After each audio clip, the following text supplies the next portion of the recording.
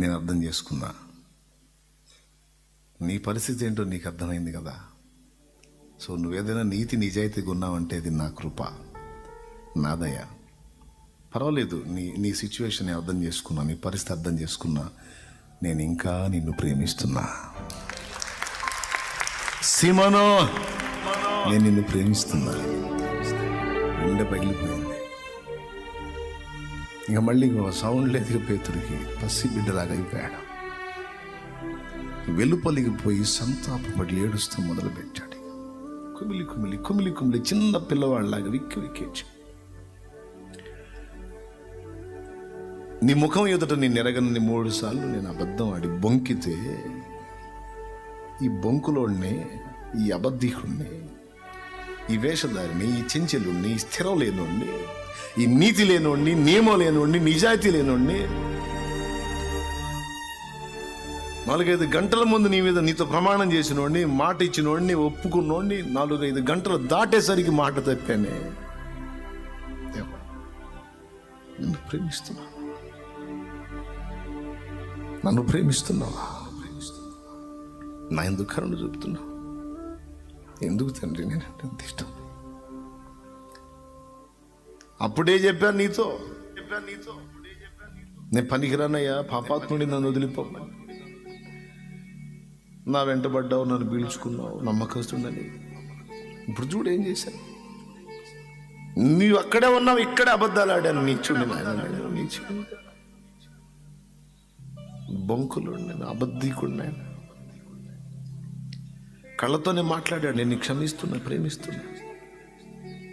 నా ప్రేమ మారదు, శాశ్వతమైన ప్రేమతో నిన్ను ప్రేమిస్తున్నాను సీమోనో. సీమోనో, శాశ్వతమైన ప్రేమతో నిన్ను ప్రేమిస్తున్నాను.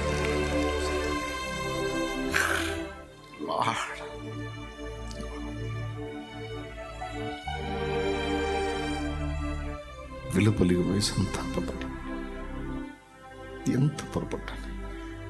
పెద్ద నమ్మకస్తుడిలాగా, పెద్ద నిజాయితీ గలవాళ్ళ, పెద్ద స్థిరుడిలాగా, ఇతరులతో పోల్చుకుని వాళ్ళకంటే మంచివాడు అన్నట్టు హడావుడి చేసి వాళ్ళందరికంటే తక్కువ వాడిని అయిపోయాను. గంటల వ్యవధిలోనే వాళ్లే బెస్ట్ అయిపోయారు, నేనే దరిద్రంగా అయిపోయాను. దేవా, అక్కడ నుంచి సీమోను మనసు మీరు చూడండి. పాపం పబ్లిక్లో పౌలు గారు అతన్ని గద్దించినా కూడా అతన్ని విమర్శించి మాట్లాడలా. పైగా తన గ్రంథంలో రాశాడు, తన పత్రికలో, పేతురు రాసిన మొదటి పత్రిక 5వ అధ్యాయం 6-7 వచనాల్లో, దేవుడు అహంకారాలను ఒప్పుకోడు, అహంకారాలను ఎదిరించి దేవుని కృప చూపుతాడు. ఆయనకి దేవుని మనసు అంటే ఇష్టం. దేవుని ముందుకు వెళ్ళి యోగ్యతలను చూపుతా, యోగ్యతల లిస్టు చూపించుద్దాం. నాకు ఏ యోగ్యత లేదు అని దేవుని మనసు కలిగి ఆయన ఎదుట నిలువు. ఆయన కృపతో, ఆయన శక్తితో నేను నింపి వాడుకుంటాడు. అహంకారాలను ఎదిరించి దీనిలో కృప చూపుతాడు.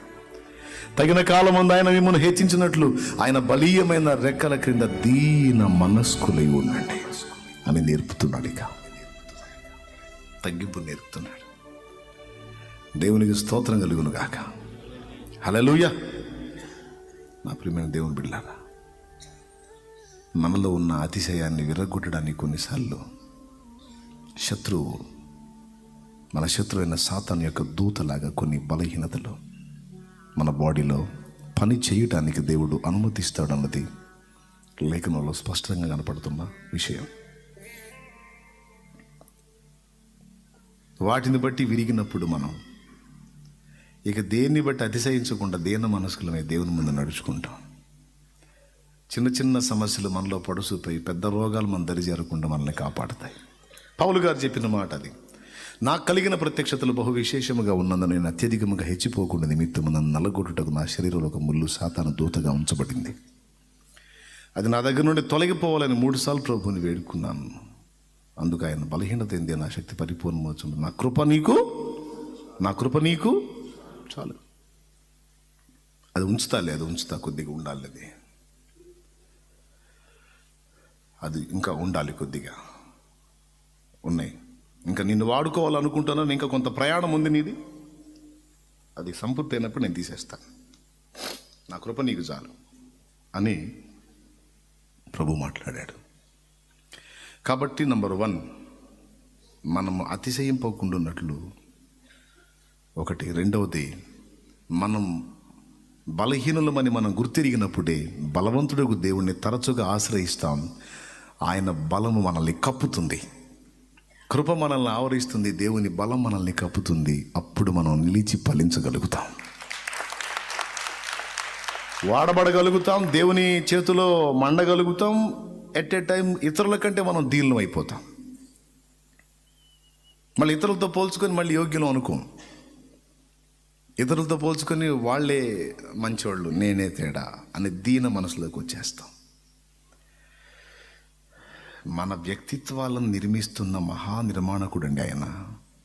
ఇల్లు కట్టినట్టు మన మైండ్ని, మెంటాలిటీని కడుతున్నాడు ఆయన. మామూలు పనోడు కాదు.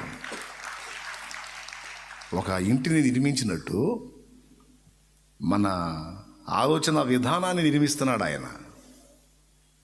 పెద్ద పని ఆయన చేస్తుంది. కాబట్టి 2 సంగతులు వెల్లడి చేసి, వీటిని నేను ఎరిగి ఉన్నాను గనుక నా బలహీనతలలోనూ, నా నిందలలోనూ, ఉపద్రవాల్లోనూ, హింసలలోనూ నేను సంతోషిస్తున్నాను అన్నాడు.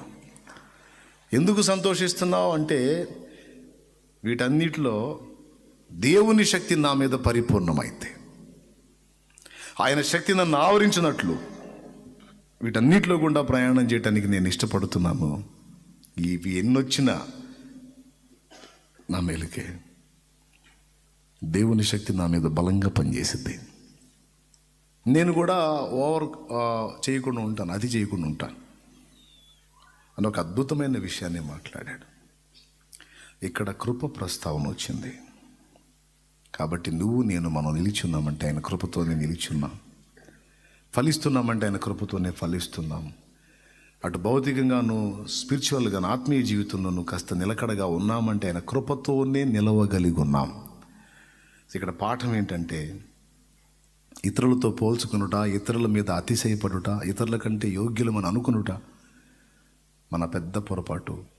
అది ఎన్నడూ మన జీవితంలోకి రాకుండా మనం జాగ్రత్త పడాలి. ఒకవేళ ఈ మనలో ఉన్నట్లయితే తప్పకుండా నువ్వేందో నీకు అర్థమయ్యేటట్టు దేవుడు చేయాల్సి వస్తుంది. నీ బతుకేందో నీకు అర్థమయ్యేటట్టు దేవుడు అనుమతించాల్సి వచ్చింది. కాబట్టి ఈ విషయాన్ని మనం నేర్చుకుందాం ఈ రాత్రి. ఇంకా అనేక సంగతులు ఉన్నాయి కానీ టైం లేదు. కాబట్టి ఈ రాత్రి మనం, ఒకవేళ మన ప్రార్థనకు కొన్ని విషయాల్లో జవాబు రాకపోతే కృంగిపోవాల్సిన అవసరం లేదు. ఈ విషయాన్ని గుర్తించి మనం దేవుని ముందు సరి చేసుకుందాం. ఏదైతే విరగాలని దేవుడు కోరుకుంటున్నాడు అది మనలో విరిగిన నాడు, ఇప్పటిదాకా నువ్వు చేసిన ప్రార్థనలకు జవాబు రాకపోతే అప్పుడు వచ్చింది జవాబు, వచ్చింది. దేవుడు స్పష్టంగా గ్రంథంలో రాశాడు, ఇంకా కొంతకాలం మీరు సహించిన తరువాత ప్రభు తానే మిమ్మల్ని స్థిరపరిచి బలపరచును, మిమ్మల్ని పరిపూర్ణులుగా చెయ్యును గనక ధైర్యం తెచ్చుకోండి అన్నాడు. నువ్వు ఖచ్చితంగా జయిస్తావు. నిన్ను జయింప చేయటానికి ఆయనకి శక్తి ఉంది. నీ బలహీనతలు, దేహ బలహీనతలు, దేహములోని బలహీనతలు, దేహం వెలుపటి బలహీనతలు, లోపలి బలహీనతలు, రెండిటిని అధిగమించడానికి నీకు శక్తినివ్వటం దేవునికి సాధ్యమే. నీ వైఫల్యాలు, నీ లోపాలు, లోటుపాట్లు, తొట్టుపాట్లు అధిగమింపజేసి నిన్ను అద్భుతంగా నిలబెట్టడానికి దేవునికి శక్తి ఉంది. దేవునికి సాధ్యమే. ఇంకా నిరీక్షణ ఉంది, ఇంకా అవకాశం ఉంది. ధైర్యం తెచ్చుకుందాం. పౌలు గారిలాగా, మోషేలాగా మన బలహీనతలు దేవుని ముందు ఒప్పుకుందాం. ఒకప్పుడు దేవుణ్ణి అడిగే పని లేకుండా ఎగబడి చేయబోయిన మోషే 80 ఏళ్ల ప్రాయంలో దేవుడు పిలుస్తున్నా నేను రానని మొరాయిస్తున్నాడు. ఒకప్పుడు దేవుడు పిలవక మునిపే పరిగెత్తుకుంటూ చెగబడి చేసిన మోషే, పర్వాలేదు నేను యోగ్యుడిని, నేను అర్హుడినే, నాకు అంతా ఇంత ఉంది అని ఎగబడ్డ మోషే దెబ్బతిని 40 ఏళ్ళు ఇల్లరికపు అనుభవాలు పొందిన తర్వాత 80 ఏళ్ల ప్రాయంలో శక్తిహీనుడైనప్పుడు దేవుడు మోషేని పిలుస్తుంటే ఎన్ని వంకలు చెప్పాడో, చివరి కోపడ్డాడు దేవుడు. అంటే అంత విరిగిపోయాడు. ప్రియులారా, నిన్ను నన్ను కూడా బలహీనులుగా చేసి తన బలముతో నింపి, మీరు ఒక మాట ఫైనల్గా నాకు చెప్పండి, 40 ఏళ్ల ప్రాయంలో ఉన్నప్పుడు మోషే బలవంతుడా, 80 ఏళ్ల ప్రాయంలో ఉన్నప్పుడు బలవంతుడా? మీరు చెప్పండి. ఎప్పుడు బలవంతుడు మోషే? పెద్దగా ఒక్క మొక్క చెప్పండి, నేను ముగిస్తా. ఇక 40లో బలవంతుడా, 80లో బలవంతుడా? 40నా 80? కొంతమంది 40 అంటారు, ఒక మాట మీదకి వద్దాం. 40నా?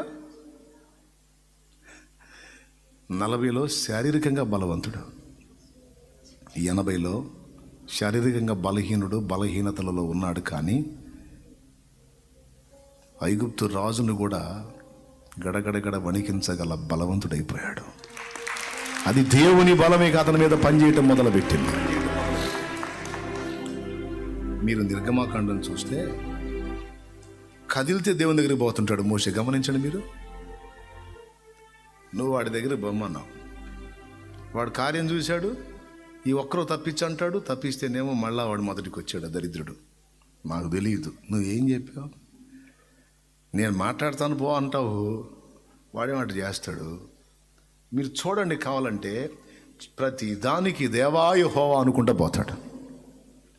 40 ఏళ్ల ప్రయాణం అటు పోయాడా?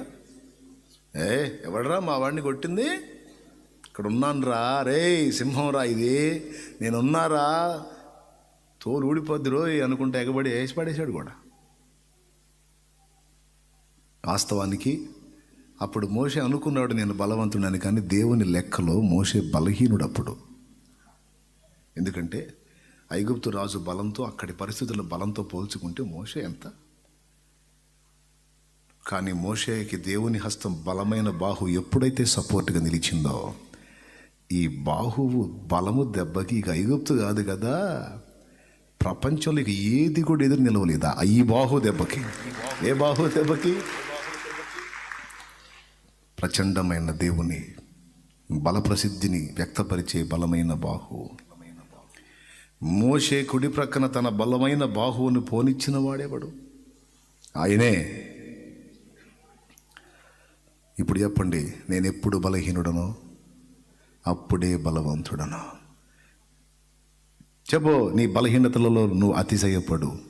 ఎందుకంటే నువ్వు ఎప్పుడైతే బలహీనతలలో ఉన్నావో అప్పుడు దేవుని బలం నీ మీదికి బలంగా దిగొచ్చింది. హల్లెలూయా. కాబట్టి దేన్ని బట్టి కృంగిపోవద్దు. ఇంకా కొంతకాలము సహించిన తర్వాత ప్రభు తానే మిమ్మల్ని స్థిరపరిచి బలపరుస్తాడు. అన్ని లోపాలు దిద్దటానికి శక్తి గలవాడు. ఏది ఆ చరణం మళ్ళీ ఒక్కసారి పాడి ముగించుకుందాం. మహిమగల ఆ చరణం పాడదాం. ఏది పాడండి.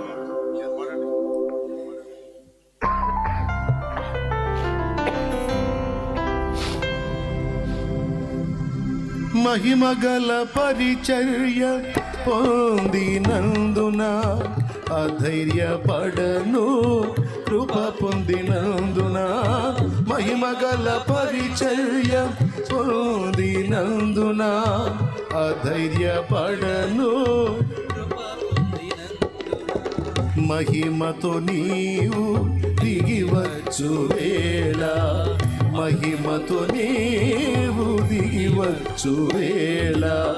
మార్పు నొందెద నీ పోలికగా, మార్పు నొందెద నీ పోలికగా. శ్రీమంతుడా యేసయ్యా నా ఆత్మకు అభిషేకమా, నా అభినయ సంగీతమా. ఏదైనా కావచ్చు, ఏదైనా కావచ్చు, నిన్ను కృంగదీసేది. నువ్వు విజ్ఞాపన చేసినా జవాబు రాంది. విజయం కోసం నువ్వు ప్రాకులాడినా నీకు ఆన్సర్ దొరకనిది. నిన్ను నలగొడుతున్నది, కృంగదీస్తున్నది. నీ దైనందిన జీవితంలో, భౌతిక జీవితంలో, ఆత్మీయ జీవితంలో ఎదురు దెబ్బలాగా నీకు పదే పదే పదే పదే తారసిల్లి నిన్ను డిస్టర్బ్ చేస్తున్నది. అది ఒక విషగూళికే కావచ్చు గాక నీ పాలిట.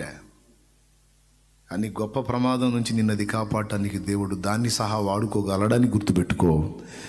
దాని నుంచి కూడా నిన్ను భవిష్యత్తులో విడిపిస్తాడు. నిన్ను నన్ను అనుకున్న ఆకృతిలోనికి తీసుకొచ్చిన తర్వాత ఇక ఉంచమన్నా ఉంచడం. ఆమేన్. అందుకు సమర్థుడు. కాబట్టి రండి మనం ఆయన పాదాలను ఆశ్రయిద్దాం, ప్రార్థన చేద్దాం. నేను ఎత్తుకున్న అంశంలో ఒక్కటి మాత్రమే మీకు చెప్పాను. ఇంక దీని తర్వాత ఇంకా చాలా సంగతులు ఉన్నాయి, సమయం లేదు. ఈసారి ఎప్పుడన్నా చెప్పుకుందాం. రండి, మోకాళ్ళు వేయండి.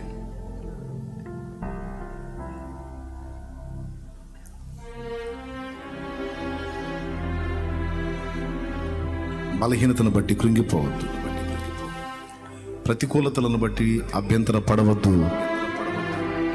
ఈరోజు దేవుని స్వరం నువ్వు విన్నావు.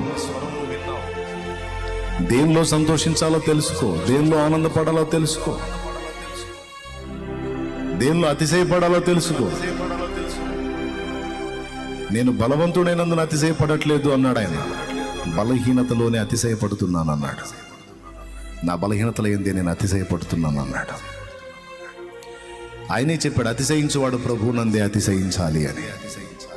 ఒకటి ప్రభునందు ఏమని, ఆయన బలవంతుడని. రెండోది నా బలహీనత ఏందో. ఎందుకు? నేను బలహీనుడి కాబట్టి నా ప్రభు బలం నా మీద కూర్చుంది. ఒకవేళ నేను బలవంతుడై ఉంటే ఆయన బలం నా మీదికి రాదుగా. నేను బలహీనుడని ఒప్పుకున్నందునే కదా ఆయన బలం నా మీదికి వచ్చింది. మోషే అంత మొరాయించింది ఎందుకో తెలుసా? దేవా నా వల్ల కాదు, నా వల్ల కాదు. పదే పదే పదే పదే దేవుని దగ్గర మాట తీసుకున్నాడు. నా బలం, నా బలం, నేనున్నా నేనున్నా నేనున్నా, శక్తి నాది, నేను చేస్తా, నేను చూపిస్తా, నేను విడిపిస్తా, నేనని దేవుని చేత పదే పదే అనిపించాడు. తన బలాన్ని చూసి ఒకప్పుడు అతిశయపడిన మోషే ఇప్పుడు దేవుని చేత పదే పదే అనిపించాడు. నా బలం నాయన, నేనున్నాను అనిపించాను. ఆ మాటలు తీసుకున్నాక ఎంత సంతోషంగా బయలుదేరి ఉంటాడు. దేవా చాలు, నువ్వు ఉన్నావు చాలు. 40 సంవత్సరాల నా ఆశ, నా ప్రజల్ని విడిపించాలని. ఈరోజు నాకు పదే పదే మాటిచ్చి శక్తులిచ్చి నన్ను సాగనంపుతున్నావు. చాలా వందనాలు. అంతా బాగుంది. నా భార్య ఒక్కటి మొండి మనిషి ఉంది, ఆమెను కూడా సరిచేయాలి. ఆమె కూడా దెబ్బపడింది దారిలో, ఆమె కూడా సరిచేయబడింది. మొత్తం మీద అన్ని విషయాల్లో దిద్దబడిన మోషే వెళ్ళి గొప్ప విజయాలు సాధించుకొచ్చాడు. ప్రార్థన చేయి. ఈరోజు నీవు బలహీనరాలు కావచ్చు. రాబోతున్న రోజుల్లో నీ బలహీనతలే నీకు ప్లస్ కాబోతున్నాయి. ఎందుకంటే బలమైన దేవుని అభిషేకం, శక్తి నీ మీదకి దిగి రాబోతుంది. నువ్వు ఊహ కూడా ఊహించని కార్యాలు నీ జీవితంలో చూడబోతున్నావు. హల్లెలూయా. నువ్వు ఊహ కూడా ఊహించని కార్యాలు నీ ద్వారా దేవుడు జరిగించబోతా ఉన్నాడు. నా ద్వారా జరిగించబోతున్నాడు, మన ద్వారా జరిగించబోతున్నాడు. ఇది నిజం. ప్రవచనాత్మకంగా మాట్లాడుతున్నటువంటి మాట ఇది.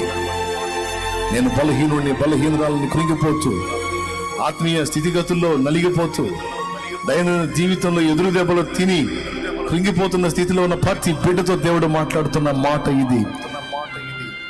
నీ బలహీనత ఏందే నా శక్తి పరిపూర్ణం అవుతుంది. గుర్తుపెట్టుకో, కృంగిపోవద్దు. అయ్యా, నువ్వు మాట్లాడుతున్న ఈ మాట కొరకు వందనాలు. కృంగిన స్థితి నుంచి నన్ను లేవనెత్తావు. నా లోపాలు నాకు స్ట్రైట్గా చూపించావు. నన్ను క్షమించి ఇతరులతో పోల్చుకొని ఎన్నోసార్లు నేను అలా అనుకున్నా. వారికంటే మంచి, వీరికంటే మంచి, వాళ్ళలాగా వీళ్ళలాగా నేను లోపాలు ఉన్నవారిని చూసి నేనేదో లోపరహితమైన వ్యక్తిలాగా ఫీల్ అయిపోయాను. అతిశయపడ్డాను, అహంకరించాను. నన్ను క్షమించుదేమో. ఇంకెప్పుడు అట్లా పోల్చుకోలేవా? ఎవరికి ఇవ్వబడిన కృపలో వారు వర్ధిల్లుతున్నారు. నాకు ఇవ్వబడిన కృపలో నేను కూడా ముందుకెళ్తాను. మా అందరికీ నీ కృపే కదా ఆధారం, మా అందరికీ నీ దయే కదా ఆధారం. పౌలంతటి వాడే దీనుడైపోయి తిమోతికి రాస్తున్న ఉత్తరంలా, తిమోతి, పాపులందరూ నిలబడండి అని దేవుడు పిలిస్తే ప్రధాన పాపిగా ముందు వరుసలో ముందు వ్యక్తిగా ఉండేది నేనే తిమ్మోతి. హానికరుణ్ణి, హింసకుణ్ణి, క్రీస్తు సంఘమును హింసించి పరిశుద్ధుల ప్రాణాలు తీసిన దుర్మార్గ చరిత్ర నాది. పాపుల్లో ప్రధాన పాపిని, అయినను ఆయన కృపను బట్టి కనికరింపబడ్డాను. తిమోతి, తెలియక చేసి తిని కనుక కనికరింపబడ్డాను. చూసావా ఎంత విరిగిపోయాడు. దేవా, అలా చేస్తావు నాయన, మమ్మల్ని దీనులుగా చేస్తావు. చేయి తండ్రి, చేయి. కానీ ఒకటే, మమ్మల్ని దీనులుగా చేయి, మాకు నేర్పాల్సిన నేర్పుగా నీకు వ్యతిరేకమైనటువంటి పాపిష్టి లక్షణాలు, పాపిష్టి జీవిత విధానం, పాప సంబంధమైనది, నీ ఆత్మకు వ్యతిరేకమైనవి ఏవి మాలో ఉండకుండా నిర్మూలపరచు నాయన. మేము నీ పోలికగా మారాలి, సంపూర్ణ స్థితిలోకి రావాలి, నీ చిత్తం నెరవేర్చాలి, నీ కొరకు నిలిచి గెలవాలి. మమ్మల్ని బలపరచు. లోపముగా ఉన్న వాటిని దిద్దు. కృంగిపోయినటువంటి మా హృదయాలను తిరిగి లేవనెత్తు. ధైర్యపరచు, ప్రోత్సహించు, ముందుకు నడిపించు. ఇప్పటికే మాకు అర్థమైంది మా సామర్థ్యము కాదు నీ కృపే అని. ఇప్పటికే మాకు అర్థమైంది మా జ్ఞానము కాదు నీ కృపే అని. ఇప్పటికే మాకు అర్థమైంది మా తెలివి కాదు నీ కృపే అని. ఇప్పటికే మాకు అర్థమైంది మా యోగ్యత కాదు నీ కృపే అని. ఇక ముందుకున్న అదే గ్రహింపులో ముందుకు సాగిపోయే కృప మా అందరికీ దయచేయాల. స్తుతి, మహిమ, ఘనత నీకు చెల్లిస్తాం. నీ బిడ్డలు ఇక్కడ కూర్చున్న వారు కావచ్చు, లైవ్లో ఉన్నవారు కావచ్చు, జూమ్లో కనపడుతున్నవారు కావచ్చు, ఎవరు ఏ స్థితిలో ఉండి మాటలు వింటున్నారో యేసు నామములో వారు సంధించబడుదురుగాక. కృంగిన స్థితి నుంచి లేవనెత్తబడి నాయన బలహీనతల యందు నాయన నిన్ను బట్టి అతిశయించి నీ బలమును పొందిన వారై, లోపములు సరిచేయబడిన వారై నీ కొరకు ఘన కార్యములు సాధించినట్లు అనుగ్రహించు. దీన మనస్కులై నీవిచ్చేటువంటి ఆ ఘన స్థాయిని, ఆధిక్యతను స్వతంత్రించుకొని కృపదాయిచి వారు ఎదుర్కొంటున్నటువంటి శారీరక, మానసిక వేదనలు, కృంగుబాట్లు, దుఃఖాలు, బలహీనతలు నీ చిత్తమును బట్టి, వారి యొక్క సిద్ధపాటును బట్టి ప్రతి ఒక్కరికి విడుదల ప్రసాదించమని, మాకు అందరికి కూడా విడుదల దయచేయమని మేమందరం కూడా ప్రాధేయపడి అడుగుతున్నాం. స్తుతి, మహిమ నీకే చెల్లిస్తాం. రాత్రి కాలపు దీవెనలతో మా విజ్ఞాపనలు నెరవేర్చమని యేసుక్రీస్తు నామములో ప్రార్థించి వేడుచున్నాం తండ్రి. ఆమేన్. మహిమ స్వరూపుడా, మృత్యుంజయుడా, మరణపు ముల్లును విరచినవాడా, నీకే స్తోత్రములు నా యేసయ్యా, నీకే స్తోత్రములు, నీకే స్తోత్రములు నా యేసయ్యా, నీకే స్తోత్రములు. మహిమ స్వరూపుడా, మృత్యుంజయుడా, మహిమ స్వరూపుడా, మృత్యుంజయుడా, మరణపు ముల్లును విరచినవాడా, నీకే స్తోత్రములు నా యేసయ్యా, నీకే స్తోత్రములు, నీకే స్తోత్రములు నా యేసయ్యా, నీకే స్తోత్రములు. పాట వస్తే కళ్ళు మూసి పాడండి. పాట రాకపోతే కళ్ళు మూసి దేవునికి చప్పట్లు కొడుతూ దేవా నీకు స్తోత్రం, స్తుతి అనుకుంటానైనా ఏకీభవించవచ్చు. కళ్ళు తెరిస్తేనేమో నా ఫేసు, జనాల ఫేసు కనపడిద్ది. కళ్ళు మూసి దేవుల్లో మైమరచి ఆరాధిస్తుంటే దేవుని మహిమ చూసే అవకాశం ఉంటుంది. అందుకే కళ్ళు మూయండి అని చెప్పేది. కళ్ళు మూసి ఆరాధించడానికి ట్రై చేయండి. పాట వస్తే కలిపి పాడండి. పాట రాకపోతే ప్రభువా నీకు స్తుతి స్తోత్రం అనుకుంటానైనా ఉండండి. నీ రక్తమును నా రక్షణకై బలియాగముగా అర్పించినావు.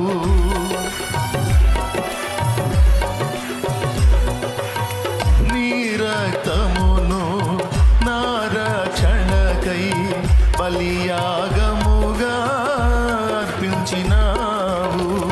నీ గాయముల ద్వారా స్వస్థత నుండి ఆనందించెదా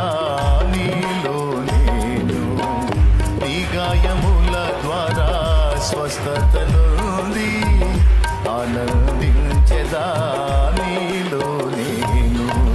మహిమ స్వరూపుడా మృత్యుంజయుడా మరణపు ముల్లును విరచినవాడా. మహిమ స్వరూపుడా మృత్యుంజయుడా మరణపు ముల్లును విరచినవాడా. నీకే స్తోత్రములు నా యేసయ్యా, నీకే స్తోత్రములు, నీకే స్తోత్రములు నా యేసయ్యా, నీకే స్తోత్రములు.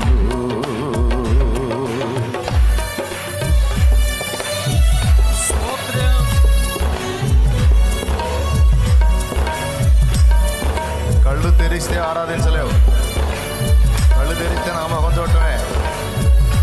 కళ్ళు మూసి యేసయ్యా నీకు స్తోత్రమయ్యా, నా తండ్రి నీకు మహిమయ్యా అనుకుంటా ఉండాలి, ఆరాధించాలి. అప్పుడు అభిషేకం పొందుకుంటావు, శక్తి పొందుకుంటావు, దేవుని ప్రభావాన్ని పొందుకుంటావు. గుట్లప్పగించి నామకం చూస్తే ఏముంది, దరిద్రం తప్ప.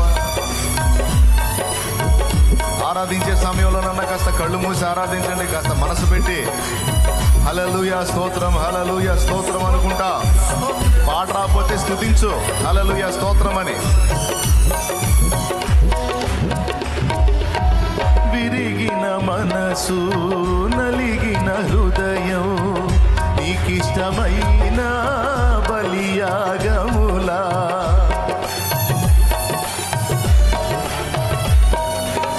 విరిగిన మనసు నలిగిన హృదయం నీకిష్టమైన బలియాగములా. నీ చేతితోనే విరచిన రొట్టెనై ఆహారమౌదును అనేకులకు. నీ చేతితోనే విరచిన రొట్టెనై ఆహారమౌదును అనేకులకు. మహిమ స్వరూపుడా మరణపు ముళ్ళు వేచినవాడా, నీకే స్తోత్రములు నా యేసయ్యా, నీకే స్తోత్రములు, నీకే స్తోత్రములు నా యేసయ్యా, నీకే స్తోత్రములు.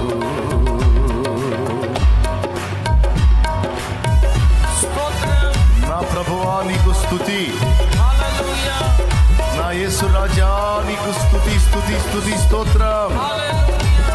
హల్లెలూయా హల్లెలూయా హల్లెలూయా హల్లెలూయా.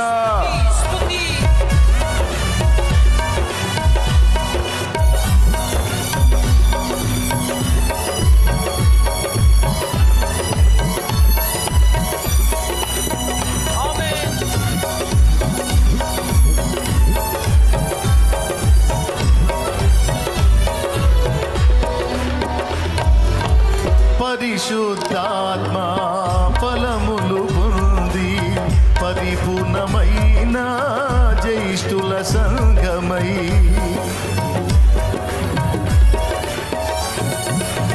పరిశుద్ధాత్మ ఫలములు పొంది పరిపూర్ణమైన జ్యేష్ఠుల సంగమై. సియోను రాజా నీ ముఖము చూడా, సియోను రాజా నీ ముఖము చూడా. ఆశతో నేను వేచియున్నాను, సియోను రాజా నేను వేచియున్నాను. మహిమ స్వరూపుడా మృత్యుంజయుడా మరణపు ముల్లును విరచినవాడా. నీకే స్తోత్రములు నా యేసయ్యా, నీకే స్తోత్రములు, నీకే స్తోత్రములు నా యేసయ్యా, నీకే స్తోత్రములు. నీ రక్తములో నా రక్షణకై బలియాగముగా అర్పించినావు. నీ రక్తమును నా రక్షణకై బలియాగముగా అర్పించినావు.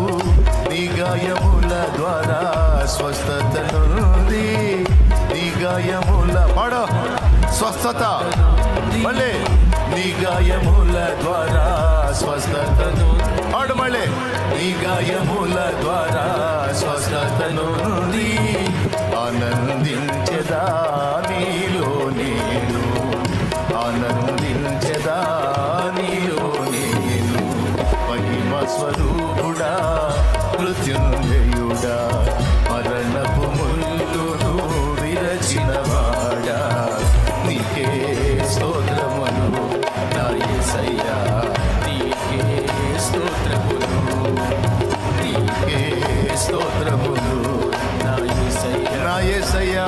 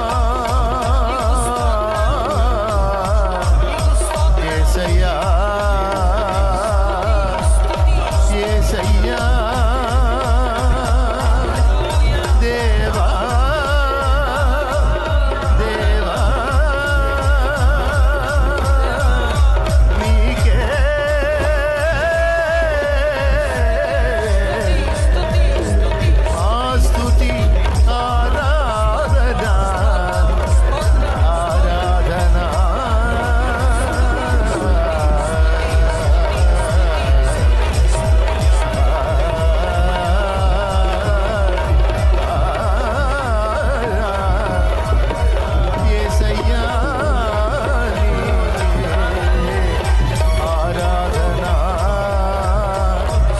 పరిశుద్ధాత్ముడా నీకే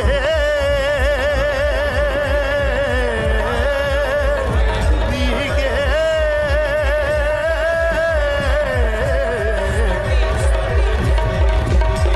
కన్న తండ్రి నీకే నీకే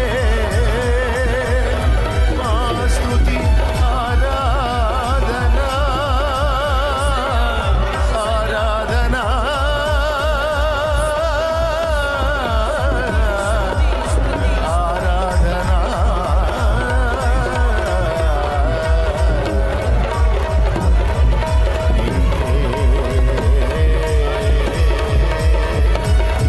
యేసయ్యా యేసయ్యా